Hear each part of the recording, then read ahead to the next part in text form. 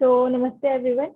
आज जो है हम लोग फिर से इस ऑफिस आवर्स के सेशन में आए हैं और हर फ्राइडे को ये सेशन होता है। तो हर बार की तरह इस बार हम लोग फिर एक न्यू एक्सपर्ट के साथ आए हैं, डॉक्टर सुशांत मिश्रा सर के साथ। तो डॉक्टर सुशांत मिश्रा सर जो कि उत्तराखंड से बिलोंग करते हैं और वहाँ पर मेडिकल ऑफिसर हैं। तो सर ने जो है पहले उनके बारे में मैं थोड़ा सा इंट्रोडक्शन दे देती हूँ। सर ने पहले पतंजलि विद्यापीठ में भी एज अ सीनियर वैद्य काम किया है और आजकल सर जो है उत्तराखंड में एज अ मेडिकल ऑफिसर अपनी सेवाएं दे रहे हैं। नमस्कार सर और बहुत बहुत स्वागत है आपका आज के सेशन में। तो स्टार्ट करें सेशन को? जी सर, स्टार्ट करते हैं हम लोग आज का सेशन। पहले जिन लोगों ने ग्रुप में क्वेश्चन कर दिए, तो पहले मैं उनके क्वेश्चंस जो है आपसे पूछ लेती हूँ एंड देन हम लोग जो अभी प्रेजेंट है वो लोग अपने क्वेश्चंस कर सकते हैं। और क्वेश्चंस करने के लिए आप लोगों को पता है अपना हैंड रेज करना है एंड देन आपको खुद को अनम्यूट करना होगा। तो फर्स्ट क्वेश्चन था डॉक्टर ऋषभ सिंह का। 61 year male patient came with the complaint of sudden onset of pain in his left knee since 20 days, difficulty in walking, pain aggravated during motion, mild relief at rest. इनकी कोष्ठ normal है, uric acid 8.8 है और on local okay. तो local swelling और temperature variation इन्होंने लिखा हुआ है। पास्ट मेडिकल हिस्ट्री में इन्होंने जो है पेन रिलीफ के लिए मेडिसिन चलाई हुई है। इसके अलावा फिजियोथेरेपी करवाई हुई है लेकिन कोई रिलीफ नहीं मिला। इसके अलावा इनकी जो MRI रिपोर्ट है इन्होंने भेजी हुई है।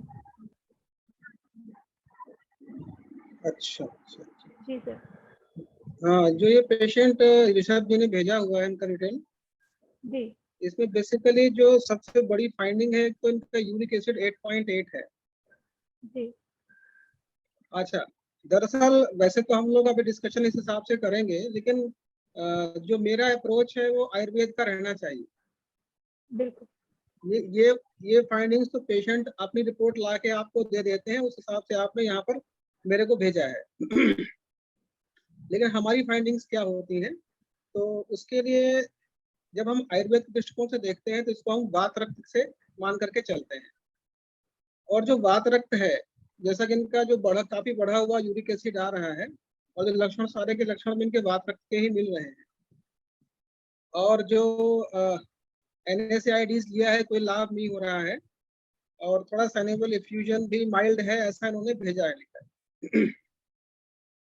तो यहाँ पर हमारा फोकस रहेगा वात रक्त के ऊपर। अच्छा, वात रक्त में वात प्रकोप का कारण और रक्त को दुष्ट करने वाले कारणों का सेवन करने से ये होता है। तो सबसे पहला काम हमें हेतु का निवारण करना है। हमें ये जानकारी करनी है कि ये वात रक्त उसके अंदर यदि आया है तो वो क्यों आया है। और यदि आप में से लोग नाड़ी देखना जानते हो तो हम नाड़ी से वात रक्त पहचान सकते हैं। उसमें टॉप लेवल में आपको आमतौर पर वात या पित्त मिलता है और धातु के लेवल में आपको रक्त धातु मिल जाती है। अच्छा, अभी डिटेल में नहीं जाऊंगा, नाड़ी के ऊपर फिर कभी आराम से बात करेंगे। तो नाड़ी के माध्यम से भी हम तय कर लेते हैं कि पेशेंट वात रक्त का है अथवा नहीं है। अच्छा, वात रक्त के जब हम कारणों पर जाएंगे तो आमतौर पर 3 तरीके के कारण हम लोगों को दिखाई पड़ते हैं।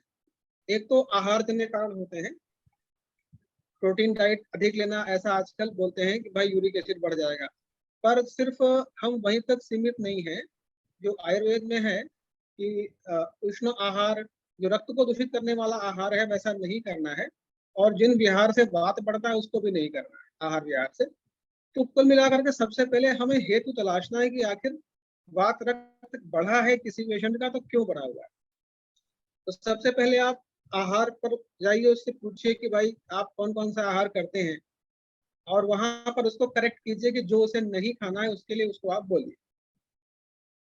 फिर आप विहार पर आते हैं, तो विहार में वात बढ़ाने वाले कारण तो नहीं है।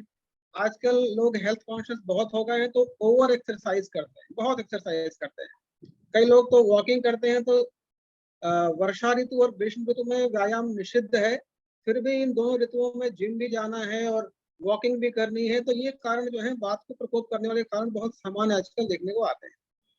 तो जो विहार जन्य कारण हैं, जो हेतु बन गए हैं, उन पर भी हमारी दृष्टि रहनी चाहिए, ताकि हम पेशेंट को बता सके, हेतु को वहीं पर चेक कर दिया जाए, ताकि व्याधि आगे बढ़े नहीं। चिकित्सा तो खैर जब हम बताएंगे तब करेंगे।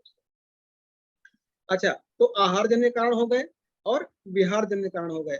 इसके बाद नंबर आता है मानसिक कारणों का। हाँ, मानसिक कारण। अगर आप सिंपल यूरिक एसिड की बात करेंगे तो वहाँ मानसिक कारणों पर कोई ध्यान नहीं देता है, पर आयुर्वेद में यदि आपको स्ट्रेस है, तनाव है, क्रोध है और किसी किस्म का भय है, आप अनईजी रह रहे हैं बहुत लंबे समय तक, 1 महीने, 2 महीने, 3 महीने, या मन में कुछ इच्छा है जो पूरी हो ही नहीं पा रही, आप घुट रहे हैं मन में, तो ऐसे बहुत से लोग हैं जिनका वात रक्त बढ़ जाता है। तो यहाँ पर आपको ये भी देखना होगा कि जो हेतु है वो आहार जन्य, विहार जन्य के साथ साथ मानसिक कोई कारण तो नहीं है। यहाँ पर मैं एक पेशेंट का आपको एग्जांपल दूंगा। मेरे पास एक महिला पेशेंट आती थी, उसको मैंने उसका यूरिक एसिड रिपोर्ट लेकर के आई थी, नाड़ी देखी तो वात उसको मैंने फर्स्ट लाइन ट्रीटमेंट भी लाभ नहीं हुआ उसको, सेकेंड लाइन ट्रीटमेंट दिया, कोई लाभ नहीं हुआ उसको। फिर मैंने उसको बैठा के खूब सारी बातें करी, काउंसलिंग करी उसकी, तब समझ में आया कि उसके वो जिस जगह पर रह रही है वहां रहना नहीं चाह रही, बहुत ज्यादा स्ट्रेस के साथ रह रही कि हर हालत में मुझे ये शहर छोड़ के जाना है, मुझे यहाँ नहीं अच्छा लग रहा। बिल्कुल नहीं रहना चाह रही। तो फिर उसको मैंने समझाया, उसकी काउंसलिंग की, तो फिर उसने रोना शुरू कर दिया, उसकी काफी आंसू उसके निकले। उसके बाद थोड़ा उसका मन रिलैक्स हो गया और उसको मैंने समझाया कि भाई कुछ चीजें ऐसी होती है जो परिस्थिति वाली होती है, धीरे धीरे चेंज आता है। तो खैर उसको काउंसलिंग करी, समझ में आ गया उसको। उसके 15 दिन के बाद में उसके दर्द में बहुत आराम आ गया, और जब जांच कराए तो यूरिक एसिड भी कम होना शुरू हो गया, जबकि उससे पहले बिल्कुल 1.5 महीने कम ही नहीं हुआ था उसका। तो कहने का मतलब यह है कि जो यूरिक एसिड वाला मामला है, यानी कि जिसे हम वात रक्त कहते हैं, वात शोणित कहते हैं, उसमें हमें हेतु पर जाना ही होगा और उस हेतु को वहां पर चेक करना होगा, ताकि व्याधि आगे बढ़े नहीं। अब रही बात चिकित्सा की, तो ऋषभ जी ने 2 बातें लिखी हुई है। एक तो कि इसकी चिकित्सा कैसे करेंगे, दूसरा अगर किसी को सडन पेन होता है तो बिना NSAIDs के हम कैसे मैनेज कर सकते हैं, एक प्रश्न उनका ये है। अच्छा, तो चिकित्सा में जो मेरा अनुभव है वही मैं आपको बताऊंगा। जो पुस्तकों में लिखा हुआ है वो तो आप स्वयं पढ़ सकते हैं, और उससे सुनने के लिए आप आज यहाँ आए भी नहीं है। तो जो मैं देता हूँ मैं आपको बताता हूँ। बहुत सिंपल ट्रीटमेंट हम लोग देते हैं इसमें।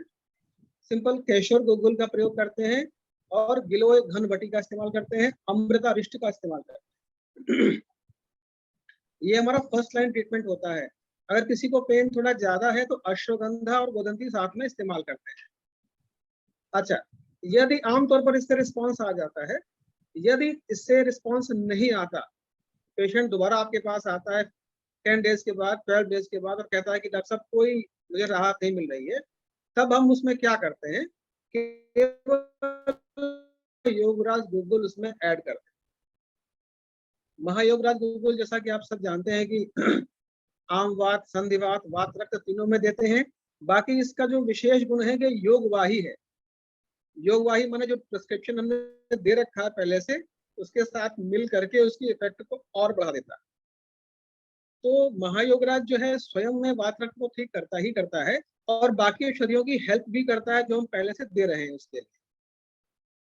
तो ये ट्रीटमेंट आमतौर पर हम देते हैं, इसी से पेशेंट ठीक हो जाते हैं। अच्छा, अब रही बात सडन ऑनसेट होता है और उस समय हम पेन रिलीफ के लिए क्या कर सकते हैं। सडन ऑनसेट होता है तो सबसे पहला जो है एप्लीकेशन, तेल, जो कोई भी तेल रखा हो पेशेंट के पास, सिंपल, अगर उसके पास पिंड तेल नहीं भी है तो कोई भी तेल हो, उसको बहुत हल्के हाथ से उसको मलने के लिए बोल देते हैं। अगर पेशेंट अपने घर पर है, चिकित्सालय में आता है, तो उसका हम रक्त मोक्षण करके तत्काल लाभ उसको दे सकते हैं। रक्त मोक्षण से तत्काल लाभ मिल जाता है। तो एक तो तेल का हो गया, दूसरा ये हो गया NSAIDs की जरूरत।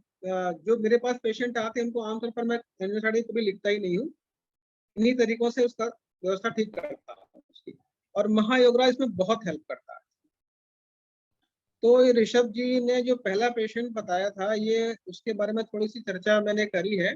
तो कुल मिलाकर के देखिए, एक दो बातें मैं हर पेशेंट के लिए बोलूंगा कि आप सभी चिकित्सक हैं, विद्वान हैं, लेकिन एक संस्कृत में एक कहावत है, विश्वासम फलदायकम। तो आपका विश्वास आपकी औषधियों पर होगा तो रोगियों का विश्वास आपके ऊपर होगा, और जब दोनों का विश्वास मिलेगा तो फल जितना संभव है उतना तो जरूर मिलेगा। तो इसका जरूर करें कि हमें अपनी पैथी पे विश्वास जरूर होना चाहिए। ये ठीक है कि पेशेंट हमारे पास डेटा लेकर के आता है, लेकिन हमारी फाइंडिंग्स क्या है, क्या हमने उसकी नाड़ी देखी है, दोष और धातु में प्रकोप किस चीज का है, उसको शुद्ध करने के लिए हमने कोई प्रयत्न किया है अथवा नहीं किया है, इस पर भी हमारा विचार जरूर रहना चाहिए। नेक्स्ट पेशेंट लीजिएगा। Thank you sir. Hopefully doctor Rishabh का क्वेश्चन जो है उनको आंसर मिल गया होगा। आपकी आवाज बहुत स्लो आ रही है जी। अब ठीक आ रही है? हेलो। अभी ठीक है, हाँ बोलिए। डॉक्टर ऋषभ, आप खुद को अनम्यूट करके भी पूछ सकते हैं। तो नेक्स्ट क्वेश्चन इन्हीं का था। 56 इयर्स ओल्ड फीमेल पेशेंट थी जिनको पेन है in left knee for 3 years, और मूवमेंट के दौरान इनका पेन बढ़ जाता है। On inspection mild swelling on left नी पर माइल्ड स्वेलिंग भी है। इनको पहले से एंटी हाइपरटेंसिव ड्रग्स चल रही है, इसके अलावा NSAIDs, ग्लूकोजामाइन टैबलेट्स और फिजियोथेरेपी भी चल रही है, लेकिन कोई रिलीफ नहीं मिला। टीचर की जॉब है तो उनको खड़ा रहना पड़ता है, ऐसा इन्होंने लिखा हुआ है। अग्नि कोष्ठ इनका नॉर्मल है, और सर MRI की जो भी फाइंडिंग्स थी वो मैंने आपको भेज दी है। जी मैं देख रहा हूँ। जी। जो MRI रिपोर्ट इन्होंने भेजी है उसमें एक तो कार्टिलेज का इरोजन और जो क्रूशिएट लिगामेंट है उसका थोड़ा सा म्यूकोइड डिजनरेशन ऐसा भी उसमें मेंशन है। क्योंकि जॉब उनका खड़े होने का है, टीचर का है, तो संभावना इस बात की है, रिपोर्ट भी है ही है। अच्छा, तो कुल मिलाकर के इस केस में हमें एक तो कार्टिलेज के लिए हम क्या कर सकते हैं और लिगामेंट के लिए हम क्या कर सकते हैं, ये मुद्दा है इसमें। देखिए, आप कार्टिलेज हो या लिगामेंट हो, अगर उसका क्षय हो रहा है, टियर हो रहा है, तो हमें ध्यान क्या रखना है, वात बढ़ रही है, वात ही शूल पैदा करती है और वात ही बांटने का काम करती है। अगर टियर हुआ है तो वात की वजह से हुआ है, और कार्टिलेज का इरोजन हो रहा है, तो कोई भी शरीर में धातु है उसका क्षय हो रहा है। तो हमारा सारा का सारा ध्यान होना चाहिए कि धातु क्षय को धातु पौष्टिक चीजों से मैनेज करना, ये हमारा मूल लक्ष्य रहता है। अच्छा, तो इसमें धातु पौष्टिक जो चीजें हैं, जो औषधियां हैं, वो हम उसको देते हैं। अच्छा, तो धातु पौष्टिक में सबसे जो आसान और सबसे आसानी से उपलब्ध है वो है अश्वगंधा। अश्वगंधा और साथ में थोड़ा सा मुलेठी मिक्स कर लेते हैं। दर्द के लिए थोड़ा उसमें गुदंती भी डाल देते हैं। तो आमतौर पर इतना मिक्सचर एक सफिशिएंट हो जाता है। बाकी डिपेंड करता है, पेशेंट जब सामने होता है, हम उसकी नाड़ी देखते हैं और उससे बातचीत करते हैं, तो उसकी जो सीवियरिटी है वो कितनी है, वो पेशेंट जब सामने होता है तभी पता लगती है। तो जो औषधियों की मात्रा है या औषधियों में कुछ एक और जोड़ना पड़ता है, जैसे कि अश्वगंधा, मुलेठी और गुदंती के अलावा कुछ और भी जोड़ना पड़ता है। जैसे कि आप श्वेत मूसली का चूर्ण जोड़ सकते हैं, उसमें बहुत अच्छा धातु पौष्टिक का कार्य करता है। तो लक्ष्य हमारा इस प्रकार का होना चाहिए कि धातुओं को पुष्ट करना है और वात को नष्ट करना है। वात को नष्ट करने के लिए सिंपल, वात जो आपका दशमूल वात है, दशमूल वात का प्रयोग हम उसमें करते हैं। और मैं चूंकि पतंजलि योगपीठ हरिद्वार में भी रहा हूँ, तो वहां पर एक पीड़ांतक वात नाम से वात आता है, उसमें भी कुछ जड़ी बूटियां तो दशमूल वाली ही है, कुछ थोड़ा सा चेंज है उसमें। तो मैं इन दोनों को मिक्स करके देता हूँ और साथ में मुलेठी का क्वाथ भी ऐड करता हूँ। यानी कि मैं क्या करता हूँ, दशमूल क्वाथ, पीड़ांतक क्वाथ, मुलेठी क्वाथ, इनको इक्वल मिला करके हम देते हैं। यहाँ पर जो मुलेठी है, मुलेठी इज ए वंडर ड्रग। आप चरक के महाकषाय पढ़ेंगे तो मुलेठी आपको लगभग 12 अलग अलग महाकषायों में मिलेगी, बहुत अद्भुत। तो जहां पर भी स्नेहन की जरूरत होती है, धातुओं को पुष्ट करने की जरूरत होती है, या औषधियों की उष्णता को घटाने की आवश्यकता होती है, वहां पर हम मुलेठी का यूज जरूर करते हैं, खूब करते हैं, और बहुत अच्छा रिजल्ट मिलता है। हालांकि सीमा, हर एक मात्रा फिर भी एक सीमा में रखते हैं। तो इस तरीके से जो क्वाथ द्रव्य देते हैं वो मैंने आपको बताए। बाकी जो चूर्ण के रूप में आपको मैंने बताया कि अश्वगंधा, मुलेठी, गोदंती आदि, या आवश्यकता पड़ने पर श्वेत मूसली भी मैं उसमें देता हूँ। अच्छा, इसके साथ साथ जब हम टैबलेट्स पे आते हैं, गोलियां हम क्या क्या दे सकते हैं उसमें, तो इसमें एक तो लाक्षादि गुग्गुल बड़ा अच्छा काम करता है। ये मेरा अनुभव रहा है, लाक्षा गुग्गुल इस तरीके की कंडीशन में बड़ा अच्छा काम करता है। तो बाकी दर्द के लिए जैसी आवश्यकता होती है वैसा आप प्रयोग करते हैं। सामान्य रूप से जब किसी को इस तरीके के पेन होते हैं तो उसमें एक तो वृषचिंदुक बटी है, उसका प्रयोग करते हैं। और अब जो ये हेम्प स्ट्रीट का आता है त्रिलोकी विजया बटी, अब हम उसको दोनों को मिला के यूज करते हैं तो बड़ा अच्छा रिजल्ट आता है पेन में। तो सर ये है। विष्णुदुक बटी और त्रैलोकी विजय बटी दोनों को? हाँ, विष्णुदुक बटी 2-2 गोली 2 टाइम दे देते हैं, और जी। त्रिलोकी विजया 1-1 गोली 2 टाइम दे देते हैं। तो पेन मैनेजमेंट इन दोनों का मिला करके, अकेले करना मुश्किल होता है, दोनों जब मिल जाते हैं तो मैंने देखा कई तरीके के पेन बेहतर तरीके से हम लोग मैनेज कर पाते हैं। ओके। बाकी लोकल एप्लीकेशन के लिए आप सिंपल, आपके पास महानारायण तेल है वही सफिशिएंट है। बाकी ये है कि जो जो हेतु है, कारण है, अगर कारण है कि टीचर है, लगातार खड़ा होना पड़ता है, अगर वो कारण बना रहेगा तो फिर आप चाहे कितनी चिकित्सा कर लेंगे, थोड़ा बहुत मैनेज होगा, वो फिर हो जाएगा। तो जो हेतु है, सबसे पहला काम आपको चिकित्सा में यही करना है। चाहे आपको पेशेंट को बैठ करके 10 मिनट देने पड़े, आपको उसकी दिनचर्या जरूर पूछनी है, और आइडेंटिफाई करना है कि जो विकृति आई है उसका कारण कहाँ पर है। अक्सर क्या करते हैं कि भाई पेशेंट आया, बीमारी हमने सुनी, दवा लिख करके दे दिया। इस अप्रोच को अभी चेंज करना है। हमें हेतु पहचानना है कि आखिर किस वजह से है। अगर हमने उस हेतु को किनारे नहीं किया पकड़ करके, तो आप कितना भी चिकित्सा कर लोगे, आपको लाभ नहीं मिलेगा, पेशेंट को भी लाभ नहीं मिलेगा, तो आपको लाभ कहाँ से मिलेगा। इसलिए यहाँ पर भी मैं यही कहूंगा कि जो ये टीचर हैं, जॉब कर रहे हैं, इनको कुछ ना कुछ ऐसा बताना चाहिए कि जैसे भाई आप स्टैंडिंग लगातार खड़े होकर काम करते हैं, तो कुछ ऐसा उपाय करिए कि बीच बीच में बैठ जाओ, या उन्होंने अपने अधिकारियों से बात करें कि हमें कुछ समय के लिए बैठ करके काम करने की इजाजत, या किसी ने कोई रास्ता निकालना चाहिए। नहीं तो हेतु बना रहेगा और आपके खूब सारे प्रयास भी विफल हो जाएंगे। तो ये थोड़ा सा इसके बारे में है। अभी thank you next sir. Next लीजिएगा। जी जी जी। तो डॉक्टर ऋषभ का ही है।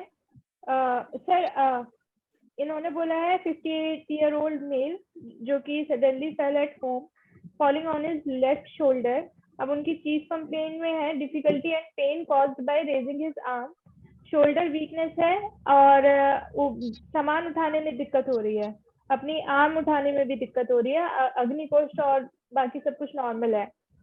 और एमआरआई रिपोर्ट जो है आपको भेज दी है सर। पार्शियल टियर है इंफ्रास्पाइनेटस टेंडन में, और कंप्लीट टियर है सुप्रास्पाइनल टेंडन में। जी जी कंप्लीट टियर भी है और पार्शियल टियर भी है। जी। ये डॉक्टर ऋषभ। बड़ा अच्छा, ये ऋषभ जी ने जो बड़ा अच्छे सवाल पूछे इन्होंने पेशेंट्स के। तो कुल मिलाकर के इन्होंने एक तो यूरिन का बोला, लिगामेंट टियर का, तीसरा ये आया टेंडन टियर का। जी देखिए टेंडन टियर का मेरा केस है,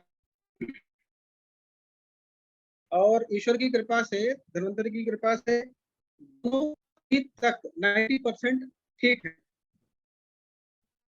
तो केवल 2 पेशेंट आधार पर यदि मैं कहूँ, इसमें भी मैं नष्ट करने औषधियां उनको दी, और बात को नष्ट करने वाली वेदना को शमन करने वाली औषधियां उनको दे रखी। तो जो चिकित्सा मैंने अभी अभी इनको कार्टिलेज जो दूसरा केस इन्होंने भेजा था, लगभग ऐसी ही चिकित्सा हम इसमें भी करते हैं। बाकी कुछ चीजें जब रोगी आमने सामने होता है तो उस समय हम देख करके तब समझ करके कुछ चीजों को जोड़ना है, घटाना है, वो हम तत्काल रूप में कर लेते हैं। तो टेंडन का मामला भी ऐसा ही है। लेकिन हाँ, मैं इतना जरूर कहना चाहूंगा कि टेंडन के अभी तक मेरे पास सिर्फ 2 केस हैं, उसके अलावा मेरे पास केस नहीं आए हैं। इसलिए केवल इन 2 के आधार पर मैं बहुत ज्यादा क्या कहूँ, लेकिन इन 2 का रिजल्ट मेरे को बहुत अच्छा मिला है। लेकिन एक बात है, विश्वासम फलदायकम, तो विश्वास आपको भी होना चाहिए और आपके रोगी को भी। नेक्स्ट लीजिएगा। जी सर, नेक्स्ट क्वेश्चन है, इन्होंने ही पूछा है कि please suggested some therapeutic specific marma points with its indication. Marma points तो सर बहुत लंबा टॉपिक है, आई गेस यहाँ पर लेना इतना नहीं, आसान मैं है। इनका ऋषभ जी की दिलचस्पी बहुत है, लेकिन मैं बहुत शॉर्ट में 1-2 पॉइंट्स बताता हूँ जो मेरे अनुभव में आए हैं, है ना। देखिए, मर्म विशाल टॉपिक है, बिल्कुल ठीक बात है, पर मेरी आदत है मैं सिर्फ उतना बताता हूँ जो मेरे अनुभव में आया है, क्योंकि बाकी तो आप किताबों में पढ़ सकते हो, उसको मैं क्या बताऊँ आपको। तो जो मेरे एक्सपीरियंस में आया है मैं आपको बताता हूँ। मैं पतंजलि योगपीठ हरिद्वार में था उन दिनों, तब की बात बताता हूँ। एक पेशेंट आया और उसको फ्रोजन शोल्डर, स्कंध जाड्य था उसको, हाथ इससे ऊपर नहीं उठ रहा था उसका। तो उन दिनों पतंजलि योगपीठ में बहुत भीड़ होती थी और हम लोग प्रेस्क्रिप्शन लिखते लिखते परेशान हो जाते थे। उसको प्रेस्क्रिप्शन लिखा और उसने मेरे से पूछा कि वैद्य जी ये बताइए कि इसमें बाबा जी बताते हैं कि यहाँ पे कहीं दबाना होता है में उससे ठीक होता है। तब तक मुझे मर्म पर कोई विश्वास नहीं था, मैं आपको एकदम स्पष्ट बता देता हूँ। मुझे लगता था कि ये दबाने, हम तो डॉक्टर हैं, तो इतनी दवाइयां देते हैं पेशेंट को, ठीक होता है, ऐसे दबाने से कहाँ ठीक हो जाता है। ये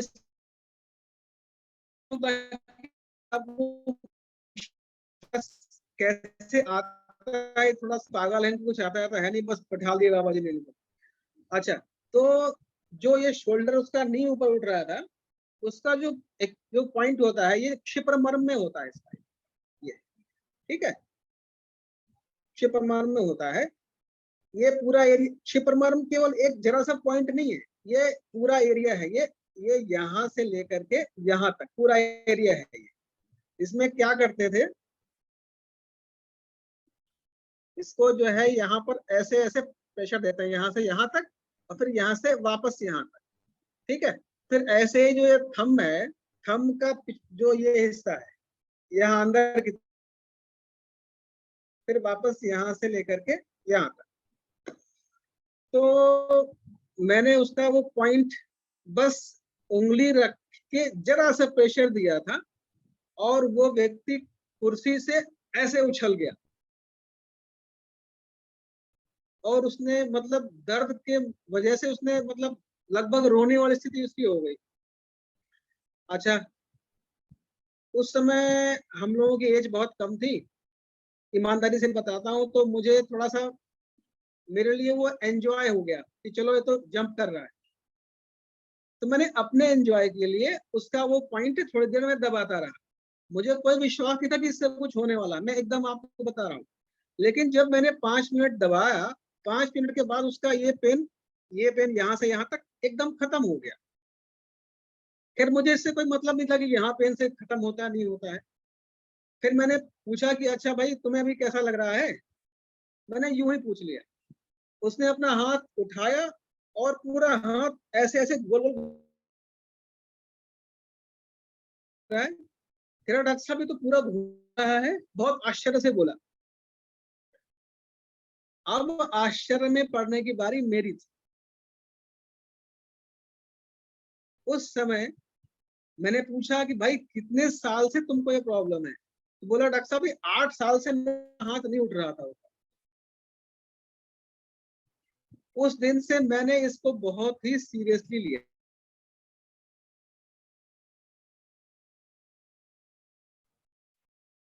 एक्यूप्रेशर पॉइंट्स हो या मर्म पॉइंट्स हो, उन सबको मैंने स्टडी किया। ऐसा नहीं कि खाली मर्म पे ही मैंने काम किया, जो एक्यूप्रेशर पॉइंट्स बताते हैं हाथों में, पैरों में, सब पे मैंने बहुत काम किया।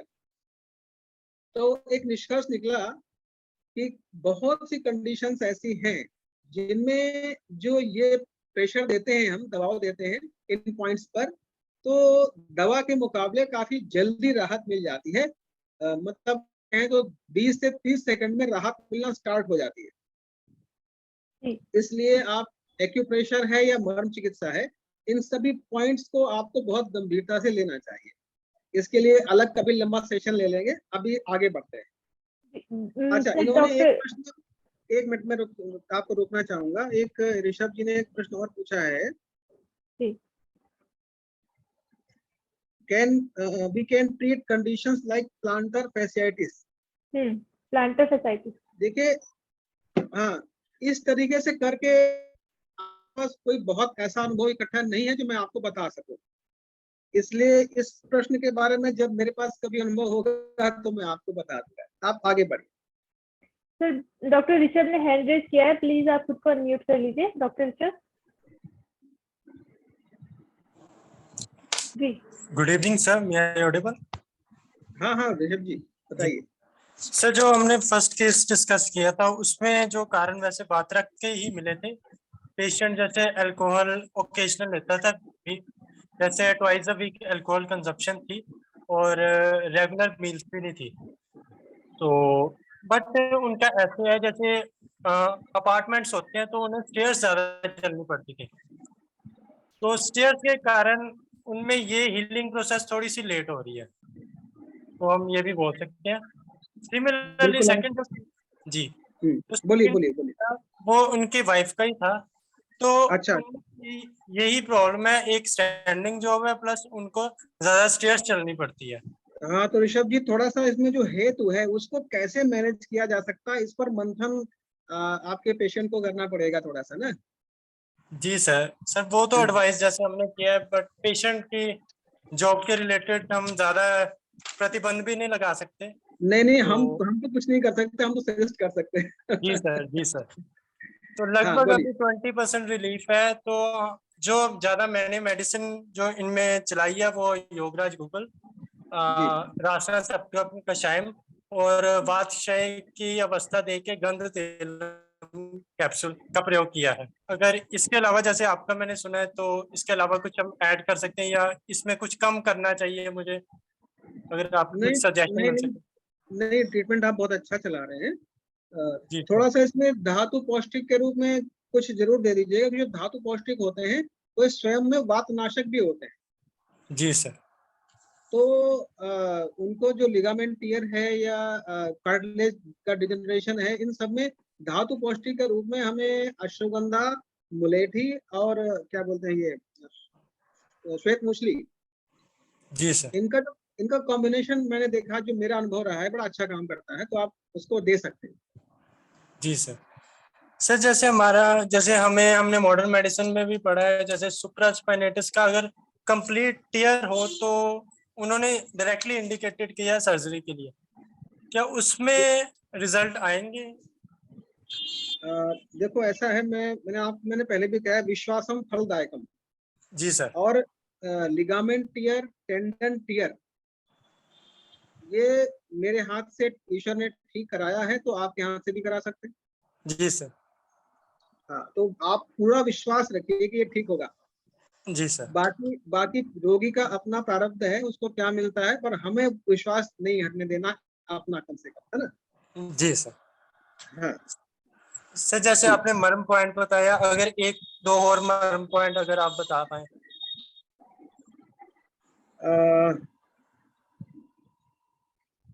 देखो, मैं आपको एक बात यहाँ बताऊं, जो मर्म पॉइंट्स हैं ये बेसिकली हम पेन को मैनेज करने के लिए देते हैं बेसिकली। जी सर। अच्छा, यहाँ पर मैं अपनी बात करूं तो मैं केवल मर्म का अभ्यास नहीं करता हूँ, मैंने पतंजलि में रह करके एक्यूप्रेशर भी सीखा हुआ है। जी सर। पर वो भी केवल अंगूठे से दबाव ही देता हूँ, कोई इंस्ट्रूमेंट का यूज वहां में नहीं करता।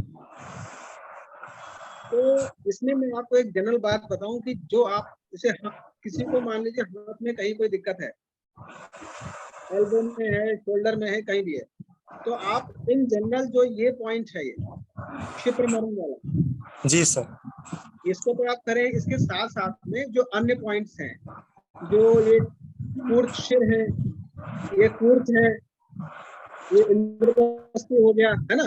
जी सर। इसके ऊपर जाएंगे तो आपका ये कुरकर हो गया, फिर ये आणी, उर्वी है, आणी है ना।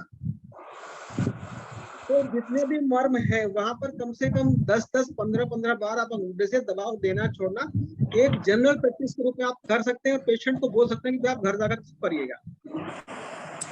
जी सर। ऐसे ही पैर में भी जो मर्म्स होते हैं, जैसे हाथों में है कि भाई कूर्च है, कूर्च शिर है, आणी, उर्वी और इंद्रवस्ती, इन सभी को जो है जानू मर्म, इन सभी को घर पर उसका जनरल बता दीजिए कि ऐसे आपको करना है घर पर। जी सर। अच्छा, सर एक बात मैं एक बात थोड़ा जोड़ना चाहूंगा इसमें। जी। जो एक वात रक्त का रोगी आपने बताया, जी सर। तो वात रक्त बहुत ही इस समय कॉमन है। जी सर। उसका जो कारण एक मुझे समझ में आता है, जो मेरे हिसाब से लगता है, आपने देखा होगा कि जो हमारी पिछली पीढ़ी है, जो भी बुजुर्ग लोग हुआ करते थे, वृद्ध लोग हुआ करते थे, अगली पीढ़ी के लोग रात को उनके हाथ पैर दबाते थे। जी सर। और आयुर्वेद में ये सम्मान चिकित्सा कही गई है वात रक्त के लिए। जी सर। ये सिर्फ हाथ पैर दबाना सिंपल वायु नहीं है, वात रक्त की चिकित्सा में कहा गया है। और अभी इस पीढ़ी में ये चीज, ये जो सिस्टम हाथ पैर दबाने का है, ये लुप्त हो गया है। जी सर।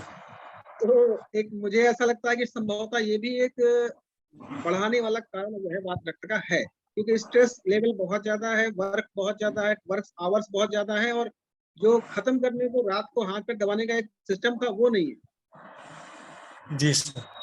चलिए और आगे बताइए। धन्यवाद सर। धन्यवाद सर। नेक्स्ट क्वेश्चन की तरफ बढ़ते हैं।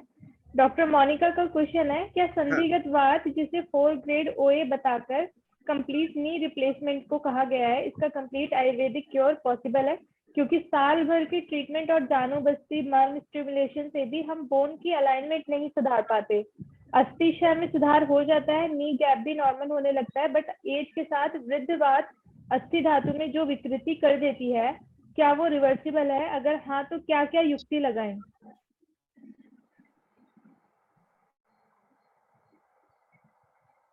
जो एज वाइज चेंजेस आते हैं, पेशेंट की एज क्या है इसकी, इसके उन्होंने पूछा है मोनिका जी ने। मोनिका अभी है वहां पे? डॉक्टर मोनिका अगर यहाँ पर हैं तो आप खुद पर म्यूट कर सकती हैं। नहीं सर अभी यहाँ पर नहीं है, लेकिन उन्होंने भेजा था। तो एज इन्होंने नहीं बताई है। कोई बात नहीं, देखिए इन्होंने एज नहीं थी, फिर भी इन्होंने वृद्धावस्था का उन्होंने जिक्र किया है जी एज रिलेटेड। देखिए इस तरीके के केस में इन्होंने जिसमें लिखा हुआ है कि इन्होंने बस्ती भी, जानू बस्ती भी दे रखी है और मर्म स्टिमुलेशन भी कर रखा है, बाकी ट्रीटमेंट में इन्होंने दवाइयां क्या क्या दी हैं ये इन्होंने मेंशन नहीं किया है। तो फिलहाल जो कर सकते हैं, बाकी तो इन्होंने बहुत अच्छे से सारा मैनेज कर रखा है, लेकिन जो हमारा सिद्धांत है, अवस्था बढ़ती है धातु का क्षय होता है, तो धातु का पोषण होना चाहिए। अब एक ही धातु का पोषण हो हर बार ये जरूरी नहीं है, तो हम एक जनरल ऐसा एक कॉम्बिनेशन बना के दे सकते हैं जो शुरू से लेकर रस से लेकर के अंत तक जो धातु में सभी पुष्ट हो जाए। हम यहाँ पर केवल अस्थि धातु के लिए न सोचे कि भाई केवल वही ठीक हो जाए, क्योंकि अगर अस्थि धातु, अगर हमारी अस्थि पोषक हमने दे दिया, अस्थि ठीक हो गई, लेकिन अस्थि को अलाइन करने के लिए जो मांस धातु है वो भी उम्र के हिसाब से क्षय हो रहा है, अगर वो प्रॉपर नहीं होगी तो खाली उससे काम नहीं चलेगा। तो इसलिए इनको, मोनिका जी को मैं बोलूंगा कि आप उनको ऐसा धातु वर्धक चलाएं, धातु पोषक चलाएं जो केवल अस्थि पर काम ना करे। रस, रक्त, मांस, मेद, अस्थि, मज्जा, शुक्र, तो ये सारों धातुएं हैं, उस क्रम से पोषण करें, उसमें लाभ मिलने की चांसेस रहेंगे, केवल एक धातु से नहीं मिलेगा। बाकी ट्रीटमेंट बहुत अच्छा कर रही है, लेकिन धातुओं की पुष्टि होना बहुत जरूरी है। जी नेक्स्ट क्वेश्चन है डॉक्टर शुभी का, यहाँ पर प्रेजेंट भी है। इन्होंने पूछा है treatment for shoulder joint displacement. Joint displacement, भाई जॉइंट डिस्प्लेसमेंट के लिए तो जॉइंट को फिक्स करना पड़ेगा इसमें तो जो पेशेंट सामने होगा उसी समय करना पड़ता है। इसमें कुछ इसको और कुछ पूछना चाहें तो क्योंकि केवल इतने से समझ में नहीं आ रहा है।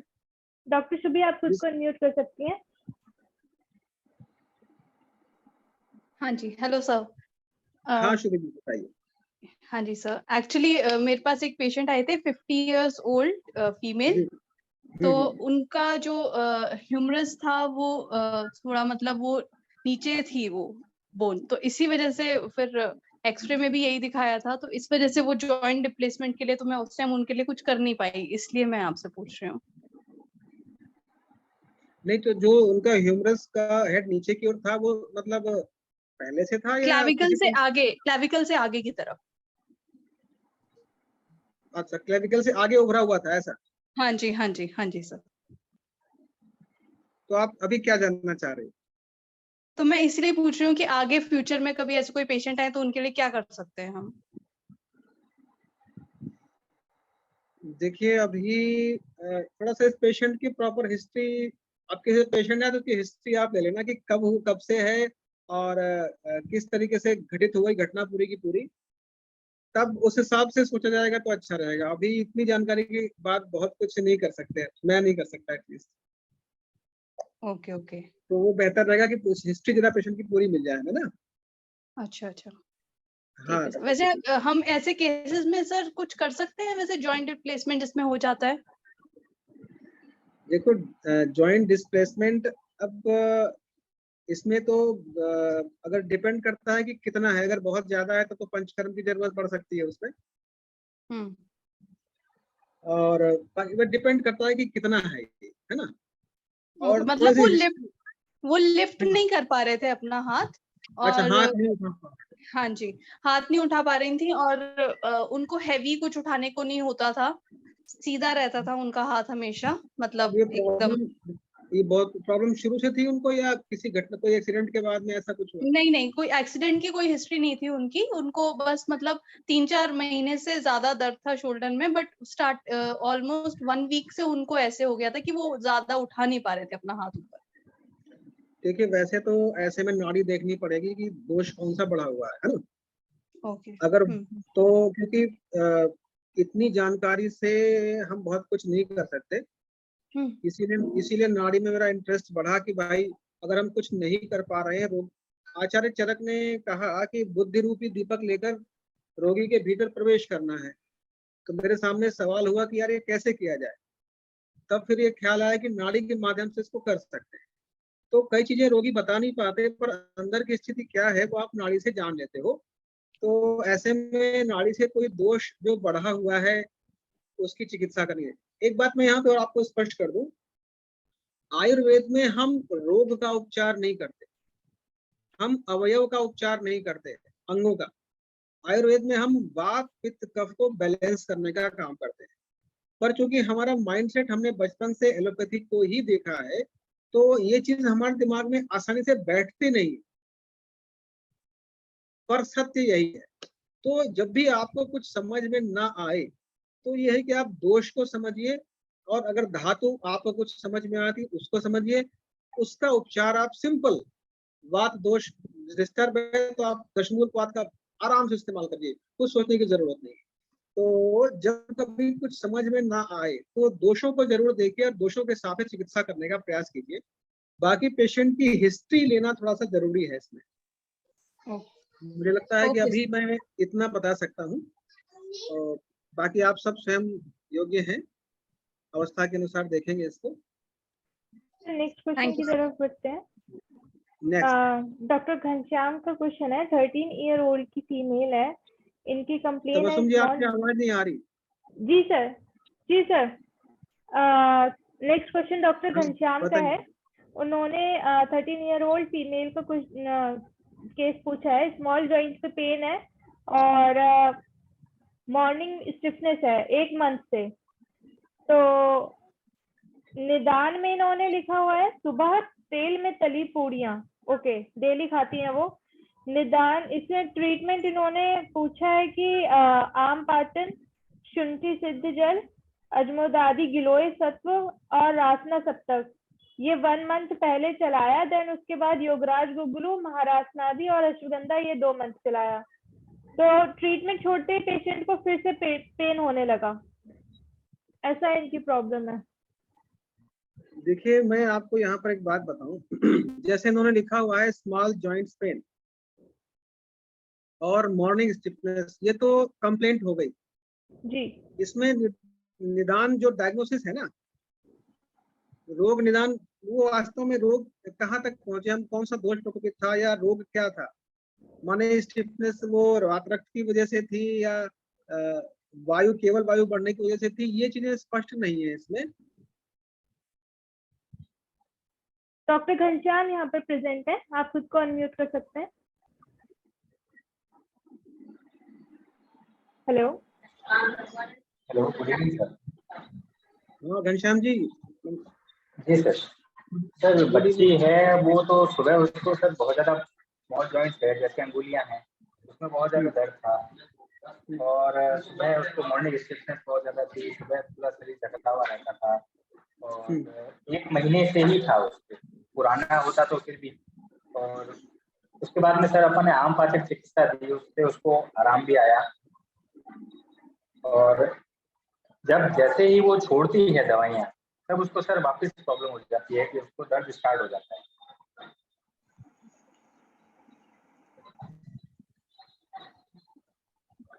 हेलो। हाँ जी सर। हाँ आपने आम पाचक दिया, उसके बाद आपने क्या बोला, आवाज नहीं आपकी बीच में। सर योगराज गूगल और फिर अपना महारासनादि क्वाथ पर जब उसको शिफ्ट किया अश्वगंधा टैबलेट और, तो उसको सिम्टोमेटिकली सर अभी बच्ची ठीक है, पर जैसे ही अपन मेडिसिन बंद करते हैं तो उसको वापस दर्द स्टार्ट हो जाता है। तो इसके लिए अपन उसको क्या दें कि भाई अपन उसकी मेडिसिन बंद कर सकें। नहीं आपने दवाई कितनी दी उनको भी? अभी सर मुझे उसको 4th मंथ है, चल रहा है, तो फिर 4 महीने हो गए। अच्छा, कोई जांच कराई आपने?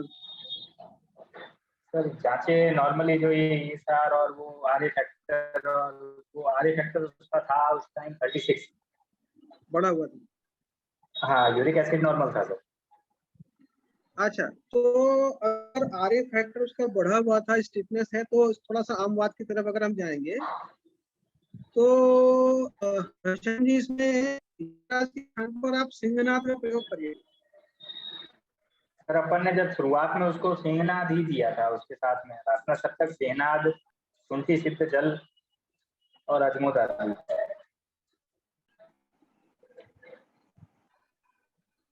फिर सर मैं ज्यादा इसीलिए नहीं चलाया कि कहीं उसमें रूक्षता नहीं आ जाए, इसीलिए योगराज पर शिफ्ट किया। नहीं तो सिंहनाथ में तो आपका एरंड तेल भी होता है, तो रुक्षता नहीं आएगी उससे। ठीक है।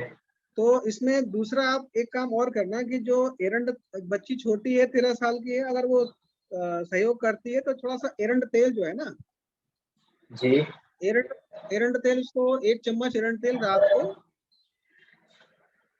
दूध में 1 कप या आधा कप गर्म दूध में, या जैसे भी वो ले सके आसानी से, क्योंकि एरंड तेल का हम लोगों ने बड़ा अच्छा इस्तेमाल देखा है और शास्त्र भी कहते हैं कि जिस तरीके से एक जो सिंह होता है वो हाथी को भी खींच लेता है, तो उस तरीके से जो एरंड तेल है आम बात को। जी जी सर। हाँ, नेक्स्ट। और सर आगे क्या दे सकते हैं इसको? अभी तो ये तो दिया, अपन ऐसा चाहते हैं कि जिससे इसको मेडिसिन की जरूरत नहीं पड़े सर। नहीं, आप बहुत ठीक बात है, मेडिसिन की जरूरत पड़नी भी नहीं चाहिए, लेकिन जब तक अभी जरूरत है फिलहाल तो उसको चलाना पड़ेगा अभी कुछ समय। आप अगर आप ऐसा चाहते हैं तो आप उसको ऐसा कर सकते हैं जो हम लोग करते हैं कि धीरे धीरे पेशेंट की दवाइयों को कम करते हैं, लेकिन एरंड तेल अगर पेशेंट कोऑपरेट करता है तो एरंड तेल को हम लंबे समय चला देते हैं, क्योंकि वो बाल वृद्ध किसी पर भी हम उसको देते हैं, कोई दिक्कत नहीं आती उसमें देने में ना। गर्भिणी को भी हम एरंड तेल ले सकते हैं, कोई दिक्कत नहीं आती, तो उसको हम थोड़ा लंबे समय कंटिन्यू कर सकते हैं अगर पेशेंट कोऑपरेट करता है तो। बाकी जो है निदान परिवर्तन आपने कर ही दिया होगा उसका। जी सर। पूरी खा रही कि नहीं खा रही अभी? नहीं सर, अब नहीं खा रही है, बट हाँ महीने में एक आधी बार, अब बच्ची है, ज्यादा तो अपन उसको कर नहीं सकते, तो वो लेती है। और उसके पेरेंट्स बताते हैं कि अब नॉर्मली नहीं खाती है। अच्छा, दही का सेवन करती है क्या? नहीं सर, दही और दूध मैंने पहले ही बंद करवा दिया। अच्छा अच्छा अच्छा। तो आप ये थोड़ा सा पेशेंट को, आपको मुझे लगता है कि एक बार इसको इसका दिनचर्या पूरी आपको समझनी पड़ेगी एक बार। कई बार हमें लगता है कि इतना समय हम पेशेंट को कैसे दें, लेकिन कुछ पेशेंट ऐसे होते हैं जो जिनको समय देना हमारे लिए फायदेमंद रहता है, क्योंकि उसमें हमें खुद कुछ नई चीजें सामने आती हैं। तो अगर आप पेशेंट की दिनचर्या पूरी एक बार अगर बाई चांस आपने न पूछी हो, सुबह से लेकर के सोने तक, तो उसे एक बार बैठाल करके उसके पेरेंट्स के साथ में पूछिए और स्टडी कीजिए, उसमें से हेतु कोई और भी हो तो उसको निकालने की चेष्टा कीजिए। फिलहाल तो अभी यही समझ में आता है इसमें। बाकी तो आपने ट्रीटमेंट बहुत अच्छा कर रखा है उसका। Thank you sir. जी ओके। जी, नेक्स्ट क्वेश्चन डॉक्टर टिंकल ने अपना हैंड रेज किया है, वो खुद को अनम्यूट कर सकती हैं। जी हेलो सर। नमस्कार। हाँ सर, एक्चुअली ये गाउट के मतलब एक पेशेंट, एक फीमेल पेशेंट जो इन्होंने बोला ना कि स्मॉल जॉइंट पेन है और बॉन्डिंग स्टिफनेस है, तो उनको भी सेम प्रॉब्लम है, पर उनके हाथ है ना वो मतलब ऐसे साइड की ओर जा रहे हैं, दोनों हाथ है ना जो नॉर्मल पोजीशन है उससे साइड मतलब ऐसे तिरछे हो रहे हैं। तो सर वो फिर रिवर्सिबल हो सकते हैं क्या? मतलब उनका मतलब सीवियर कंडीशन है और उनका आरए फैक्टर भी बढ़ा हुआ है और यूरिक एसिड भी बढ़ा हुआ है सर। ये प्रश्न आपका बहुत अच्छा है टिंकल जी। देखिए, ऐसा है कि जो डिफॉर्मिटी है, विकृति, अगर अंग विकृत हो जा रहे हैं, उनकी एक लिमिट है, एक सीमा तक वो ठीक हो जाते हैं। लेकिन अगर वो बहुत ज्यादा विकृत हो गए हैं और जो स्वेलिंग है बहुत हार्ड हो गई है यहाँ पे, तो वो मैनेज नहीं हो पाते। लेकिन हाँ, शुरुआत में अगर डिफॉर्मिटी थोड़ी बहुत है तो वो ठीक हो जाती है। हाँ सर, पर सर मतलब ये रिवर्सिबल नहीं हो सकता, उसमें कुछ क्या अपन मेडिकेशन चला सकते हैं? मतलब नहीं, उनको पेन तो रहता ही है देखिए, और स्टिफनेस भी है। पहली बात तो मैंने आपको ये बताया कि एक लिमिट के बाद जो डिफॉर्म होते हैं हाथ पैर, वो रिवर्सिबल नहीं होते। लेकिन शुरुआती अवस्था में अगर डिफॉर्मिटी थोड़ी बहुत ऐसी आई भी है तो मैनेज हो जाती है। ठीक है। ठीक है डिफॉर्मिटी तब मैनेज नहीं होती जब डिफॉर्म होने के बाद जगह जगह हार्ड स्वेलिंग हो जाती, तब मैनेज नहीं होती। अच्छा, ठीक है सर, ट्रीटमेंट मैं क्या देता हूँ वो मैं आपको बताता हूँ। हाँ सर। हाँ, इसमें जो ट्रीटमेंट हम लोग शास्त्रीय योगों का प्रयोग करते हैं, सबसे पहला तो अजमोद आदि चूर्ण का प्रयोग करते हैं खाली पेट, हाँ और आम वातारी रस का प्रयोग करते हैं खाली पेट सुबह शाम। हाँ ये तो खाली पेट हो गया। उसके बाद हम खाना खाने के बाद जो गोलियां होती हैं वे तो सिंगना गुलगुल है, वो देते हैं। और अगर किसी का आम पाचन बहुत अच्छा नहीं हो पा रहा तो कई बार हम उसमें संजीवनी बटी का प्रयोग कर लेते हैं। कई बार, हमेशा नहीं करते, कई बार करते हैं। अच्छा, इलाज के अतिरिक्त जो पेन की जब बात आती है, तो आम बात के रोगियों में पेन थोड़ा धीरे धीरे ही जाता है जब आम धीरे धीरे नष्ट होता है। फिर भी तत्काल राहत के लिए उसमें अलग अलग प्रयोग करते हैं। किसी को विषतुंदुक बटी से लाभ हो जाता है तो किसी को कॉम्बिनेशन देना पड़ता है। विषतुंदुक के साथ में जो ये त्रिलोक की विजया बटी है, इसका प्रयोग करते हैं। और बेसिकली जो शुष्क स्वेद है, बालू का स्वेद है, रुक्ष स्वेदन, उससे लोगों को अच्छा लाभ मिलता है। लेकिन आम बात के रोगी को थोड़ा धैर्य तो रखना पड़ता है, उसमें बहुत अच्छा लाभ तत्काल मिल जाएगा ऐसी अपेक्षा नहीं रखनी चाहिए, थोड़ा पेशेंस तो रखना पड़ेगा। हाँ, और सर यूरिक एसिड और आरए फैक्टर दोनों इंक्रीज हो तो अभी मेरी बात पूरी नहीं हुई है, पूरी हो जाने दीजिए। हाँ सर। इसके साथ में जो सेंधमादी तेल है, आपको पता है कि सेंधमादी तेल हम विशेष रूप से आम बात में ही देते हैं, तो उसका अभ्यंग, क्योंकि आम बात में हम बाकी कोई अभ्यंग आदि पंचकर्म नहीं करते, लेकिन सेंधमादी तेल है इसका हम यूज करते हैं, सेंधमादी तेल। अच्छा, बाकी जो भी मेरे ऐसे पेशेंट आते हैं, अगर वो कोऑपरेट करते हैं तो मैं उनको एरंड तेल पीने के लिए रात को 2 चम्मच 1 चम्मच जितना भी वो पी सकते हैं रेगुलरली, वो उनको जरूर लिखता हूँ और अच्छा लाभ मिलता है, ये मैंने देखा है। अब रही बात रक्त की, यानी कि यूरिक एसिड जिसे आपने कहा है, तो एक तो उसके जो कारण है, हेतु है, जो कि मैंने सबसे पहला केस जो आया था उसमें मैंने डिस्कस किया था, तो हेतु तो आपको मानसिक शारीरिक आहार जन्य जो भी है उनको आपको रोकना पड़ेगा। और रही बात चिकित्सा की, तो चिकित्सा सामान्य है, कैशोर गुगुल और गिलोय, ये बहुत ही सामान्य चिकित्सा है वात रक्त की, और बहुत ही इफेक्टिव चिकित्सा है। अच्छा, अब कई बार क्या होता है कि जब पेशेंट को आम वात भी है, वात रक्त भी है, तो हम कितनी गोलियां खिलाएंगे उसको। तो ऐसे में थोड़ा सा सुविधा के लिए हम क्या करते हैं कि सिंहनाथ के साथ में हम कैशोर की जगह पे महायोगराज कर देते हैं, क्योंकि महायोगराज वात में भी हेल्प करता है, वात रक्त में भी हेल्प करेगा और आपको आम वात में भी हेल्प करेगा।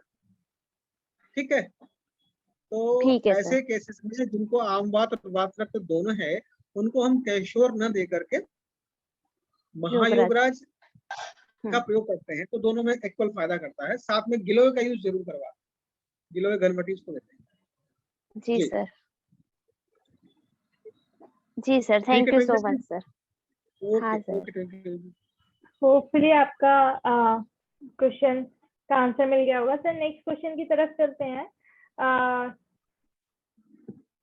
डॉक्टर भारती देशपांडे का क्वेश्चन था, 47-year-old लेडी पेशेंट, इनको रूमेटॉइड आर्थराइटिस है since 2016, was on methotrexate and anti-cancer drug, painkiller, still she has minor stiffness I think and joint pain, has 22 mm GB stone also, epigastric tenderness है, constipation है, daily taking isabgol for that, और 6 month से treatment पे थी।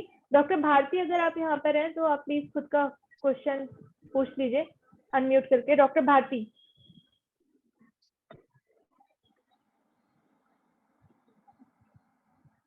Okay, मैं आगे पढ़ देती हूँ।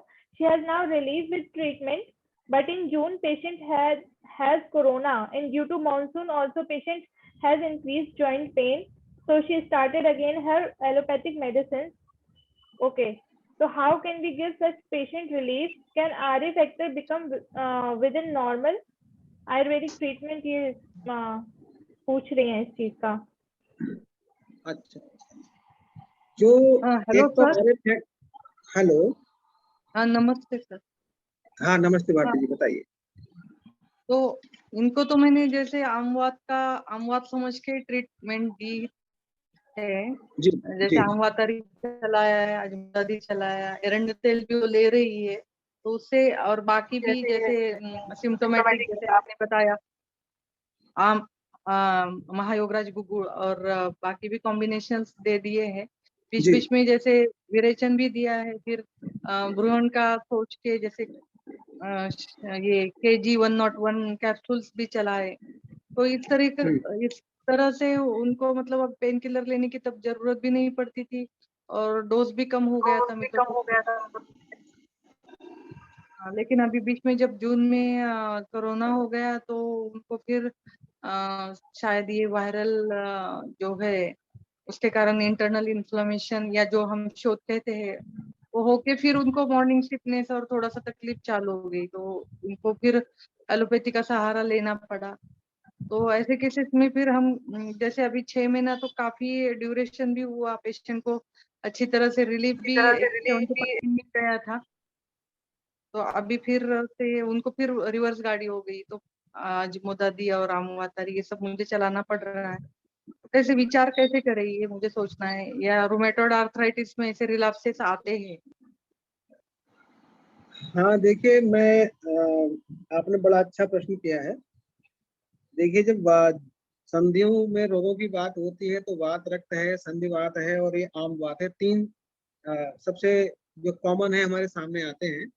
उनमें से जो ये आम वात है, ये इसको ठीक करना बड़ा कठिन होता है। और क्यों होता है? क्योंकि रोगी कई बार कोऑपरेट नहीं कर पाते, क्योंकि जैसे मौसम मान लीजिए इस समय बरसात का मौसम चल रहा है, आकाश में मेघ भी है। जब हाँ, आकाश में मेघ मेघ होते हैं और वर्षा ऋतु आती है तो अग्नि दौर्बल्य होता है, अग्नि दौर्बल्य हो जाता है, तो ऐसे में आम बनने के चांस ज्यादा रहते हैं। दूसरे, इस ऋतु में वात का प्रकोप भी होता है, तो एक तो ऋतुजन्य प्रभाव से वात भी बढ़ेगा और मंदाग्नि रहने के कारण आम भी बढ़ने के चांस रहते हैं। इसलिए वर्षा ऋतु में इधर वर्षा ऋतु में और उधर बहुत शीत ऋतु जहाँ बहुत ठंड पड़ती है, जिन जगहों में इन दो मौसम में आमतौर पर जो आमवात के रोगी हैं उनकी समस्याएं थोड़ी बढ़ती है, ये बात ठीक है। अच्छा, और एक सीमा तक इन्हें मैनेज किया जा सकता है, पर फिर भी आम तो आम है, वो बहुत सुस्त हमारे इलाज को बहुत ही सुस्त कर देता है।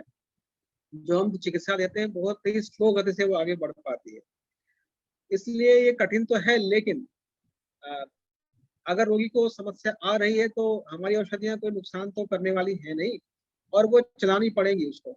और आम बात में रोगी को विशेष रूप से धैर्य रखने की आवश्यकता पड़ेगी, और आप की जिम्मेदारी है कि आप अपने रोगी के अंदर धैर्य रखने के लिए उसका उत्साह बढ़ाएं और उसको समझाएं कि इसमें समय तो लगना ही लगना है। और वर्षा ऋतु में और बहुत शीत, अगर कहीं आप कहाँ की रहने वाली हैं, आप कहाँ से हैं? मैं ठाणे में, पेशेंट मुंबई में ही रहती है, बॉम्बे में अच्छा रहती अच्छा, है, तो वही ये वहाँ मानसून भी इधर अभी काफी जी ये जी जी मतलब मुझे ये पूछना था कि जैसे अभी हमने पेशेंट कोऑपरेटिव है, उसने ये सब मेडिसिन और उसके साथ में एक्सरसाइज और ये सब करके अपना वेट भी एक करीबन 8-9 kg कम किया है, तो मतलब इस टाइप से है, तो रसायन हम कुछ ऐसे दे सकते हैं जैसे रिकरेंसी कम हो इसके लिए?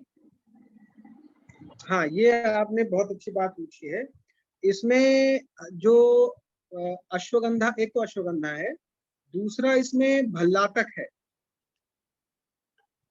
भल्लातक का प्रयोग आमतौर पर लोग नहीं करते हैं, लेकिन भल्लातक का प्रयोग, एक भल्लातका बोले है, एक कंपनी बनाती है, और हम लोग भल्लातक मंगाते हैं, शुद्ध भल्लातक मंगाते हैं। तो जब आम की कंडीशन बहुत ज्यादा होती है तब हम भल्लातक का प्रयोग बहुत थोड़ी मात्रा में करते हैं, रत्ती की मात्रा में करते हैं भोजन के बाद, शुद्ध भल्लातक का। भल्लातक से डरने की बिल्कुल जरूरत नहीं है। जो भल्लातक जब हम शोधन करते हैं तब जरूर डरना चाहिए कि भाई हाँ तो जल ना जाए, लेकिन जब भल्लातक शुद्ध हो जाता है तब डरने की आवश्यकता नहीं होती उसमें। तो आपने बड़ी अच्छी बात ध्यान दिलाई मुझे। तो अश्वगंधा अकेला लगातार कुछ समय कुछ महीनों तक लगातार, या फिर एकल औषधि के रूप में, या फिर ये भल्लातक का प्रयोग आप कर सकते हैं। तो आप भल्लातक, मुझे लगता है शुद्ध भल्लातक का प्रयोग उस पर तो जरूर करिए उसमें, और उसमें आपको लाभ मिलेगा। शुद्ध भल्ला तक किस मतलब ऐसे उसका तेल निकाल के दे या फिर नहीं चावल नहीं, में आप, पका के? तो अरे नहीं नहीं, आपने शुद्ध नहीं करना है उसको, शुद्ध मार्केट में मिल जाता है ना, आप वो लीजिए। आप इतना इतना चक्कर में मत पड़िए आपसे। नहीं नहीं, किस स्वरूप में दे? अभी कोई कोई लोग क्या करते हैं, जैसे भल्ला तक का 1/4 भाग चावल में पका के वो चावल घी डाल के खाने के लिए देते हैं, इस टाइप से देते हैं, या फिर ऐसा वो कर, ये हाँ, ये भल्ला रोगी तक की, को जला के उसका तेल निकाल के इसमें किसी चीज में डाल के देते हैं। नहीं नहीं, मैं तेल में तो जो मेरा रहता है वो शुद्ध भल्लातक का प्रयोग करते हैं ना। जो मार्केट में शोधित शुद्ध करके जो भल्लातक बेचते हैं ना, उसको चूर्ण करके और उसको थोड़ी सी सौम्य औषधि के साथ, मुलेठी के साथ मिला करके उसको देते हैं। सौम्य औषधि यानी कौन सी? मुलेठी, मुलेठी। बोले ठीक है। जो मुलेठी है वो औषधियों की उष्णता को कम करने के लिए हम लोग इस्तेमाल करते हैं, कि औषधियों की उष्णता भी कम हो जाती है, और किसी रोगी को कोई उष्ण औषधि लेने से मुख में छाले, ऐसा सर्वसर ऐसा कुछ होता है, या पेट में गर्मी सी हो जाती है, तो मुलेठी का यूज हम लोग करते हैं, वो बड़ा अच्छा लाभ मिलता है। तो मुलेठी अच्छा हमारे सर, पास ये हमेशा रहता है। आर ए फैक्टर निगेटिव आता है क्या? आर ए फैक्टर हाँ देखिए, यहाँ हमारे पर औषधि? मैं आपको दो बातें कहूंगा यहाँ पर। आर ए फैक्टर नेगेटिव होता है, ये बात सत्य है, लेकिन हर रोगी का सत्य हो जाएगा ये संभव नहीं है। अच्छा, इसके अलावा मैं एक बात आपको और कहूंगा, मेरे पास कई पेशेंट हैं जो एकदम ठीक हो गए हैं, परंतु उनका आरए फैक्टर अभी भी बढ़ा हुआ ही आता है। तो मुझे कई बार लगता है कि बजाय आरए फैक्टर पे भरोसा करने के, पेशेंट की जो कंडीशन, जो कंप्लेंट्स हैं, उसको जो दिक्कत हो रही है, परेशानी हो रही है, हम उस पर भरोसा करें तो ज्यादा अच्छा रहेगा। सर ड्यूरेशन कितना बताना चाहिए कि 1.5 साल में 2 साल में पेशेंट ठीक हो? देखिए, ये इस प्रश्न का उत्तर थोड़ा सा रोगी की अवस्था देखने के बाद बताना ज्यादा अच्छा रहता है, लेकिन कम समय तो नहीं बताइए आप उसको। अच्छा देखिए, मैं क्या करता हूँ, मैं आपको बताता हूँ। जब रोगी मेरे पास आता है तो मैं उसको सबसे पहले ये बोलता हूँ कि भाई, तुम्हारी जो कंडीशन है, अभी 1 से 1.5 महीने तक आप दवाई खाओगे, जो चेंजेस आपकी बॉडी में आएगा, आके आपका दवा लगभग कब तक चल पाएगा और आप कब तक काफी कुछ मैनेज हो जाएंगे। तो जब वो 1.5 महीने के बाद आता है और अपने लक्षणों को बताता है, मुझे इतना लाभ मिला या लाभ नहीं मिला, तब उसकी प्रकृति, उसका निवास स्थान कहाँ है, वहां नमी बहुत नहीं, ऐसा कुछ अनुपदेश तो नहीं है ना। तो इन सब चीजों को देखते हुए फिर एक अनुमान लगाया जाता है कि लगभग इसको कितना टाइम लगेगा। तो ये अनुमान आप स्वयं लगा सकते हो, थोड़ा सा आपको ध्यान लगाना पड़ेगा उसकी पेशेंट की कंडीशन को लेकर के, आहार विहार कैसा है उसका, और उसको 1 से 1.5 महीने में कितना लाभ मिल रहा है। अगर पेशेंट को 1-1.5 महीने में कोई भी लाभ नहीं मिलता, यदि, तो मैं उसको बोलता हूँ कि भाई, तुम्हारा ट्रीटमेंट कम से कम 6 से 9 महीने तो चलेगा ही चलेगा, आप इसके लिए रेडी रहिए। और ऐसा स्ट्रिक्टली नहीं बोलता हूँ, प्यार से समझा के बोलता हूँ उसको कि भाई, और कोई विकल्प आपके पास है नहीं, आप एलोपैथी में जाओगे, जो दवाई आपको देंगे वो आपको नुकसान करेगी, आप हमेशा नहीं खा सकते। हमारी दवाई आप हमेशा भी खाओगे तो नुकसान नहीं करेगी। ऐसा करके उसको ढांढस बंधा करके कि नहीं भाई, नुकसान कोई नहीं है, और कोई विकल्प भी नहीं है, और कोई विकल्प भी नहीं है, तो क्या करना, खाइए उसको फिर। ऐसा बोल करके आमवातरी वगैरह कितना महीना दे सकते हैं सर? आम बात देखिए, हाँ, मैंने आम वातारी एक पेशेंट में 2 साल चलाया है।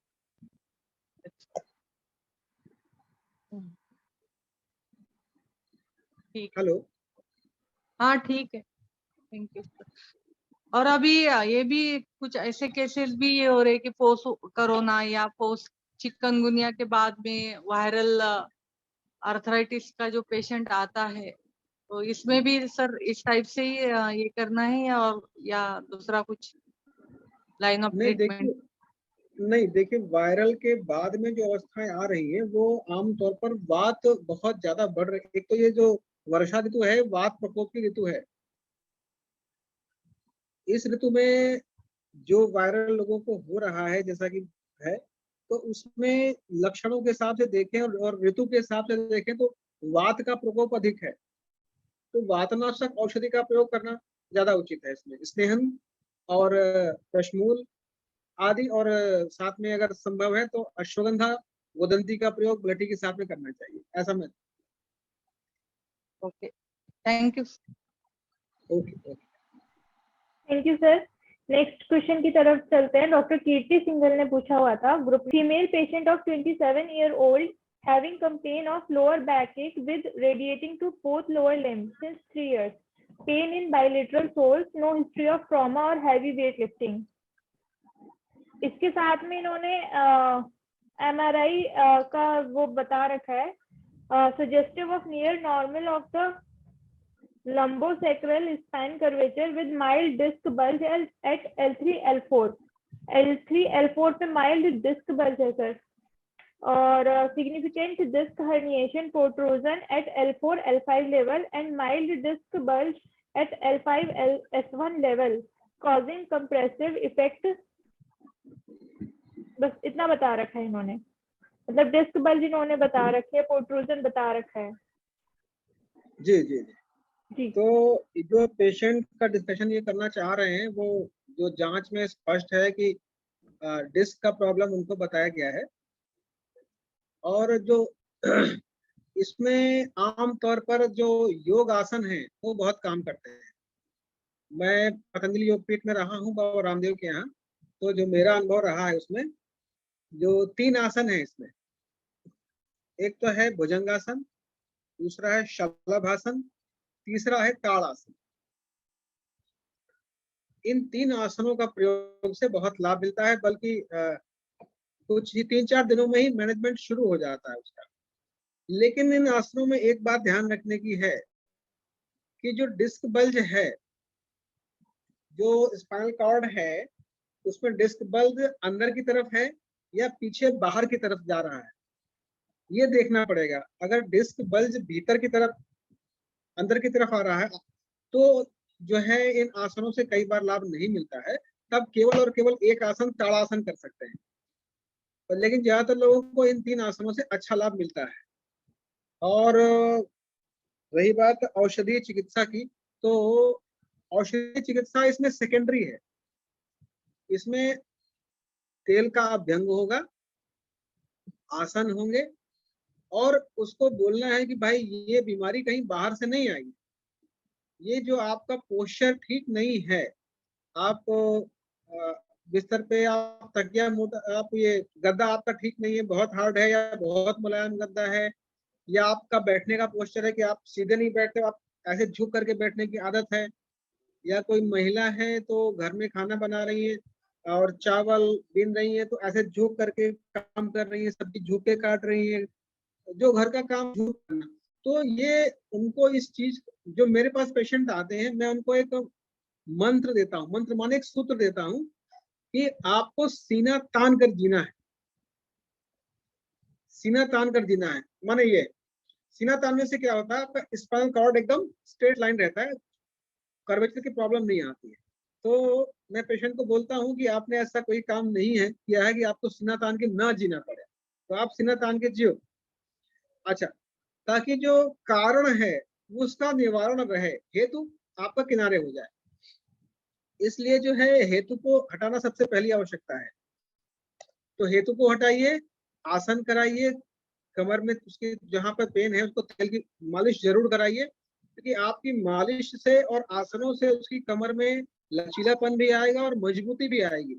जब कमर में लचीलापन मजबूती दोनों आती है तो ही व्यक्ति सीधा बैठ सकता है, नहीं तो हम सीधे बैठते हैं, धीरे धीरे धीरे धीरे धीरे हम झुक जाते हैं, पता ही नहीं लगता। तो उसके लिए आसन और तेल मालिश ये बहुत जरूरी है। अब अगर औषधि सेवन की बात आते हैं प्रिस्क्रिप्शन पे, तो उसमें डिपेंड करता है कि सीवियरिटी कितनी है। बहुत ज्यादा सीवियर है तो हम उसमें क्वाथ भी देते हैं, दशमूल क्वाथ और मेधा क्वाथ। एक पतंजलि में हम लोग रहे हैं, वहां पर एक मेधा क्वाथ भी आता है। मेधा क्वाथ में जो ब्रेन से जुड़ी हुई औषधियां होती है, पड़ी हुई है, उनका इस्तेमाल हम लोग जहां पर नर्व्स की प्रॉब्लम होती है, जहां नर्व रूट कंप्रेशन होता है, वहां भी हम लोग करते हैं। तो दशमूल क्वाथ और मेधा क्वाथ हम लोग देते हैं। उसके साथ में जो पाउडर के रूप में हम अश्वगंधा चूर्ण का प्रयोग करते हैं। अश्वगंधा के साथ में महावात विध्वंसक और गोदंती भस्म मिला करके देते हैं। विद्यावटी का यूज कर लेते हैं। तो इस प्रकार से ये जो प्रॉब्लम डिस्क की बताई है उसका हम लोग मैनेजमेंट कुछ इस तरीके से करते हैं। जी हेलो। जी सर। हाँ, या good evening sir. Good evening, good evening. Sir आपने भी जो बताया सर, क्या इससे रिवर्सल पॉसिबल है जो डिस्क बल्ज हुआ है? And second one sir, patient को इतना सीवियर पेन है कि पेशेंट को बेल्ट यूज करनी पड़ती है all the time, and the age is around only 27 years old. और पेशेंट को ऐसा नहीं था कि कुछ ट्रॉमा था या कुछ भी था, अचानक से उनका पेन शुरू हुआ था ये। एंड सर उनको सर्वांग अभ्यंग भी कराया गया था, सर्वांग अभ्यंग, योग बस्ती भी दी थी, अनुवासन विद्या प्रसारणी तेल and Eran मूलादि Niru Basti. And sir कटी बस्ती भी दिया था पेशेंट को लघुविष गर्भ तेल से और प्रसारणी के मिक्सचर से। साथ ही साथ सर ट्रैक्शन भी अप्लाई करवाया था। तो और सर यही मेडिसिन दी थी, दशमूल क्वाथ, त्रयोदशांग गुगुल, वात विध्वंसक रस, सर सब कुछ दिया, विष्टिंदुक, एरन तेल भी रात को रखा था सर, बट पेशेंट को बिल्कुल भी रिलीफ नहीं है। और ऐसे सर बहुत पेशेंट्स होते हैं, और क्या रिवर्सल भी पॉसिबल है? और नहीं, रिवर्सिबल तो देखो, जो कंडीशन अभी आपके पेशेंट की है उसमें तो ये बात ठीक है कि उसके लिए आसन करना भी शायद संभव नहीं होगा, जो मैंने बताया था। अगर आसन करना संभव है तो रिवर्सल संभव है। ऐसे हमारे पास बहुत से पेशेंट हैं जो रिवर्सल का हुआ है, इसको मैं बोल सकता हूँ। हाँ, कोई कोई पेशेंट ऐसे होते हैं जो अगर आसन नहीं कर पा रहे फिर और पोस्चर भी मैनेज नहीं कर पा रहे, तब उनको दिक्कत रहती है। लेकिन आप जो पेशेंट बता रही हैं कि आपने ट्रीटमेंट तो जितना संभव है बेहतर से बेहतर आपने किया हुआ है, तो ऐसे में मुझे नहीं समझ में आ रहा है कि पेशेंट को लाभ क्यों नहीं हो रहा होगा। तो थोड़ा सा और ज्यादा हेतु के करीब जाने की जरूरत पड़ेगी, ऐसा मुझे लगता है कि पेशेंट सामने हो, नाड़ी देखूं, शायद उसकी दिनचर्या के बारे में कुछ और जानकारी इकट्ठा करके तब फिर उसको और ठीक से मैं कुछ कर पाऊंगा। क्योंकि ट्रीटमेंट तो आपने बहुत अच्छा जो संभव है बेहतर से बेहतर आपने किया, इसमें कोई दो राय। तो संभवतः हेतु के नजदीक जाने की जरूरत पड़ेगी कि और क्या कारण हो सकता है ना? ठीक है, okay sir. Sir time duration कितनी रखनी चाहिए अगर पेशेंट को हम योगासन के लिए एडवाइस करते हैं?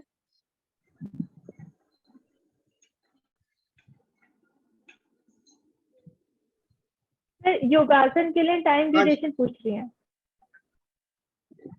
हाँ, ये प्रश्न बहुत अच्छा है। योगासन जो मैंने बताया, भुजंगासन, शलभासन, ताड़ासन, एक आसन की पोजीशन में 10 सेकेंड से ज्यादा नहीं रुकना है, केवल 10 सेकेंड रुकना है बस। और आप अगर 10 सेकेंड करने के बाद अगर आप थके नहीं हैं तो आप रिपीट कर सकते हैं 10 सेकेंड के लिए, लेकिन एक बार में 10 सेकेंड से ज्यादा नहीं करना है एक आसन को, इतना जरूर ध्यान रखेंगे। क्योंकि कई लोग बहुत जोश में होते हैं कि मुझे आज ही ठीक होना है तो मुझे 1 मिनट तक मैं ऐसे करूं, वो प्रॉब्लम बढ़ाने वाला होता है। सर रेगुलरली कितनी देर मतलब कितने बार कर सकते हैं? भुजंगासन है तो मतलब 20 to 30 कैसे स्टार्ट, मतलब इसका भी कुछ ध्यान रखना चाहिए क्या? 20 to 30 क्या बोल रही हैं? सर मतलब कि भुजंगासन वो पेशेंट कितनी बार करे, कितनी मींस बार 20 करना? टाइम्स 30 टाइम्स कितने नहीं, इनिशियली स्टार्ट करना चाहिए? नहीं। आप शुरुआत में उसको बोलिए कि आप केवल एक बार करेंगे बस, केवल एक बार करेंगे। 10 सेकेंड के लिए भुजंगासन एक बार, 10 सेकेंड के लिए शलभासन सिर्फ एक बार, 10 सेकेंड के लिए ताड़ासन सिर्फ एक बार। हमें योगासन और एक्सरसाइज में अंतर को समझना होगा। आसन एक्सरसाइज नहीं है। हम लोग कई बार आसन या प्राणायाम को भी हम ज्यादा मात्रा में या ज्यादा तीव्रता के साथ करना चाहें, अगर तेजी से करेंगे, ज्यादा करेंगे तो लाभ नहीं होगा, नुकसान जरूर हो जाएगा। इसलिए आप सिर्फ एक बार कराइए। जो मैं कराता हूँ, देखिए मैं सिर्फ उतना ही बताता हूँ जितना मेरे अनुभव में आया। बाकी जो किताब में लिखा है मैं नहीं बताता कि वो आप पढ़ सकते हो, ऑलरेडी पढ़ चुके हो।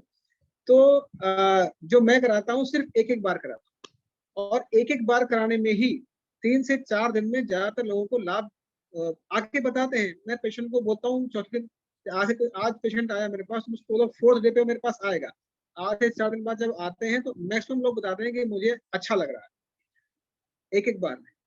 तो इसको ध्यान रखेंगे कि ज्यादा मात्रा में नहीं करना है, ज्यादा नहीं करना है उसको, वो एक उतना सफिशियंट एक बार।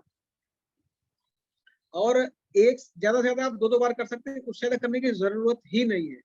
आप सोचेंगे मैं 5 बार करूं, 6 बार करूं, 10 20 तो बहुत हो गए। 2 बार सफिशियंट, एक आसन को 10-10 सेकंड के लिए 2 बार कर लिया बहुत है, इससे ज्यादा करने की बिल्कुल जरूरत नहीं है। Okay okay, thank you sir.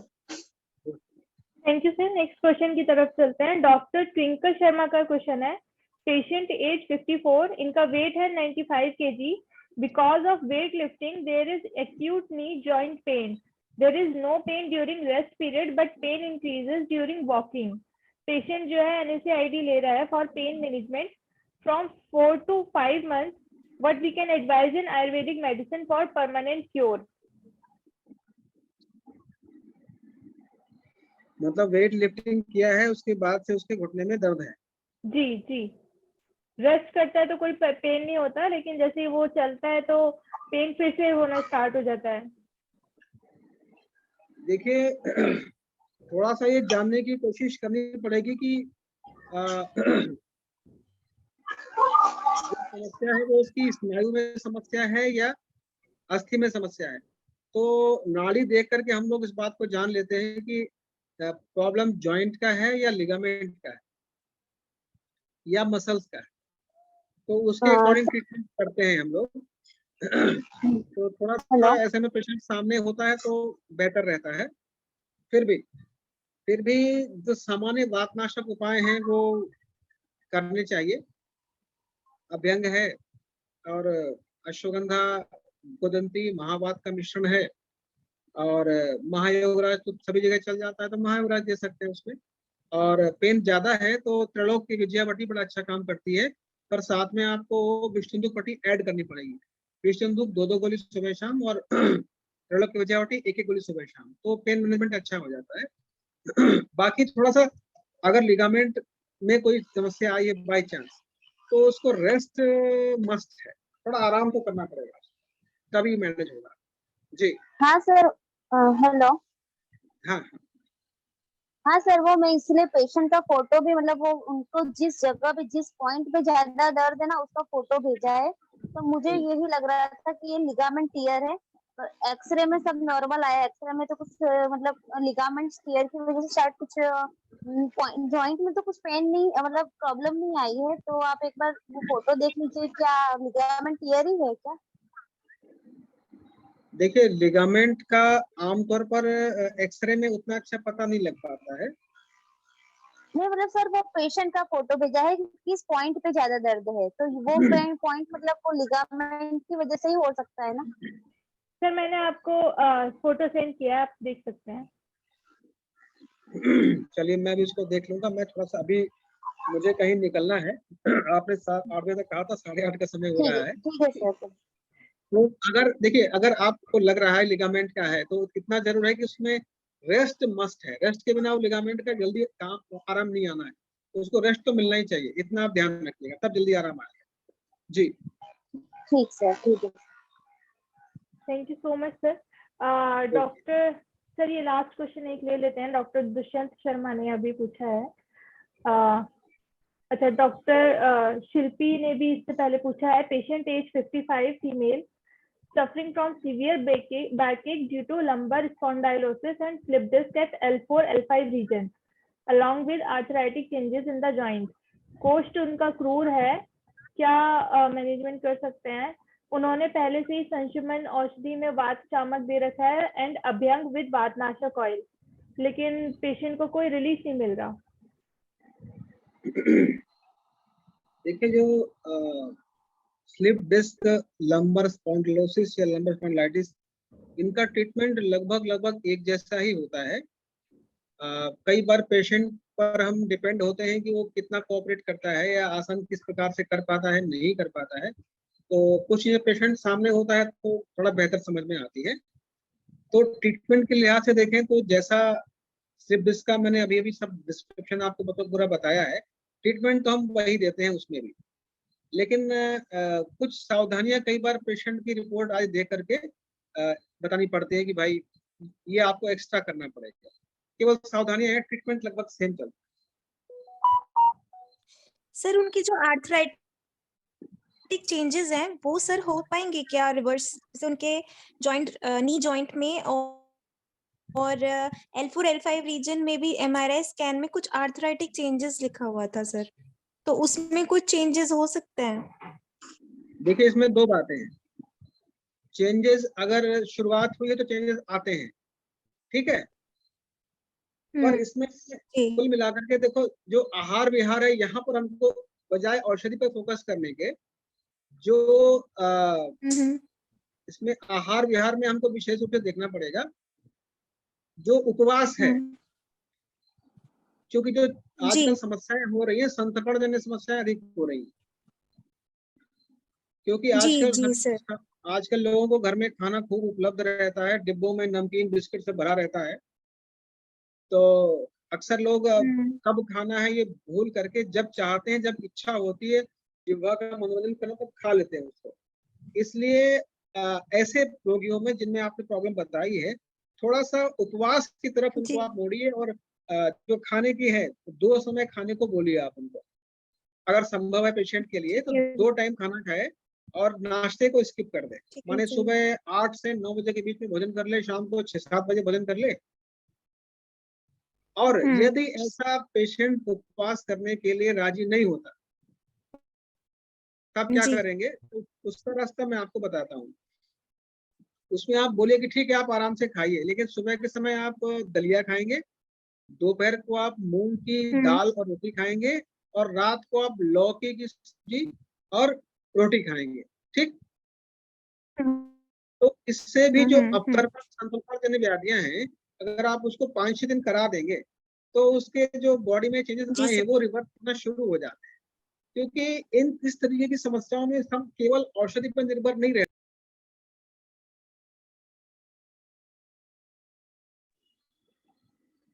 जी sir, thank you sir, thank you.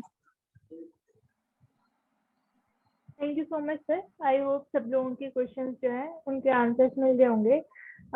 Sir एक लास्ट क्वेश्चन प्लीज। और डॉक्टर शुभी ने क्वेश्चन किया हुआ है, गृध्रिसी के लिए क्या लाइन ऑफ ट्रीटमेंट दे सकते हैं? गृध्रिसी के लिए क्या लाइन ऑफ ट्रीटमेंट? जी, गृध्रिसी के लिए जो है, एक तो जो मैंने आसन बताए हैं, भुजंगासन, शलभासन और ताड़ासन, इन आसनों को 10-10 सेकेंड के लिए सिर्फ 1-1 या 2-2 बार करना पर्याप्त है, एक बार। दूसरा, जो ट्रीटमेंट की अगर हम सीधे सीधे बात कर लें तो दशमूल क्वाथ और मेधा क्वाथ या मुलेठी क्वाथ, ये हम देते हैं इसमें। और जब चूर्ण की बात आती है तो अश्वगंधा चूर्ण, उसमें एकांगवीर रस, गोदंती भस्म, ये मिला करके देते हैं। और गोलियों में हम त्रयोदशांग गुल का प्रयोग करते हैं। और दर्द कम है ज्यादा है उस लिहाज से विष्णुवटी है या साथ में त्रिलोक की विजयावटी है, उसको अपना कॉम्बिनेशन में मिला करके दे सकते हैं अगर दर्द ज्यादा है। बाकी अभ्यंग तो चला ही रहे होंगे। इसमें बेसिकली आसन का रोल ज्यादा है, क्योंकि जो हमारी जो नाड़ी है, जो स्टैटिक नर्व है, जो कंप्रेशन में है, उसको कंप्रेशन को हटाना ही मुख्य लक्ष्य है। और वो लक्ष्य हमारा सिद्ध होता है केवल और केवल आसनों से। जो औषधियां हैं वो केवल सहायक है, इसमें हेल्प करती हैं, बाकी मुख्य कार्य इसमें आसनों के द्वारा ही होता है। Thank you so much sir. I hope सब लोगों को उनके आंसर्स मिल गए होंगे। बहुत बहुत शुक्रिया सर यहाँ पर आने का, आज इस सेशन में हमारे साथ जुड़ने का। और जो लोग भी हमारे साथ प्रेजेंट है, बहुत बहुत शुक्रिया उन सबका आने का। और यहीं पर जो है आज हम विदा लेते हैं। शुक्रिया सर आपका यहाँ आने का। धन्यवाद आप सभी का भी। अच्छा, धन्यवाद।